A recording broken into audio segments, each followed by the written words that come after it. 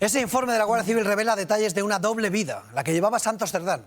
Del Santos Cerdán comisionista y del político, del Cerdán en A y Cerdán en B. Por ejemplo, 22 de abril del 19, Koldo le envía un mensaje. Ya está hecho en La Rioja. Estaba contando que habían conseguido la licitación de unas obras en Logroño por 92 millones de euros. ¿Qué hacía ese mismo día el secretario de organización del PSOE? Estaba aquí, en esta casa, en A3 Media, preparando el debate electoral previo a las elecciones de 2019. Cerdán en B, Cerdán en A. 1 de junio de 2016, Santos Cerdán se hace con el 45% de la empresa Servinavar. Y mientras daba sus primeros pasos en sus tejemanejes, ¿qué hacía el Cerdán político? Buenas tardes. Dar los primeros pasos también, pero como escudero de un todavía candidato a las primarias del PSOE, Pedro Sánchez. Gracias a ese apoyo, en junio de 2017, Cerdán se convierte en secretario de Organización Territorial. Koldo le ayuda entonces a encontrar piso en Madrid y desde allí continúa con sus chanchullos. Desde marzo de 2018, su mujer Paqui recibe hasta 9.500 euros de empresas de la órbita de Servinavar por no dar ni un palo al agua. ¿Dónde estaba Cerdán? Aquí, en Tenerife, junto al entonces ministro José Luis Ábalos, por irónico que parezca, en la manifestación del 1 de mayo celebrando el Día del Trabajador.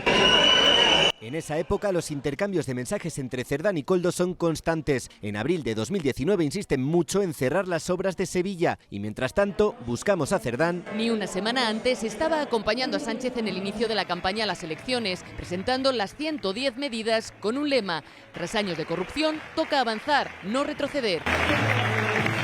Y Cerdán avanzaba así, pero en sus chanchullos. Ese mismo mes, el 22 de abril, Koldo le decía que Javier Herrero, director general de Carreteras, había cantado bingo en Logroño. Era su forma de celebrar que salían nuevas licitaciones. ¿Dónde estaba Cerdán? Aquí, pero aquí en esta casa, en A3 Media, preparando el debate electoral que Sánchez y Feijóo celebrarían al día siguiente. En junio de 2021, las citas de Cerdán con el empresario Anchón Alonso eran recurrentes, el mismo con el que había firmado 5 años antes la compraventa de Servinavar, su socio. El dinero circulaba a raudales en la trama. ¿Qué ocurría entonces en el PSOE? Ábalos dejaba su cargo y Santos Cerdán pasaba a ser el nuevo secretario de organización. Evidentemente es una decisión personal y desearle lo mejor. En 2022 se da un merecido descanso de 10 días en Ibiza. Según la UCO, sus gastos, los de su mujer y los de su hija, ascendieron a 1.795 euros. ¿Qué se decía entonces de Cerdán? Ha dimitido alegando que necesita reposo y cuidados por su embarazo. Que con sus desavenencias era el culpable de la dimisión un mes antes de Adriana Lastra. Adriana.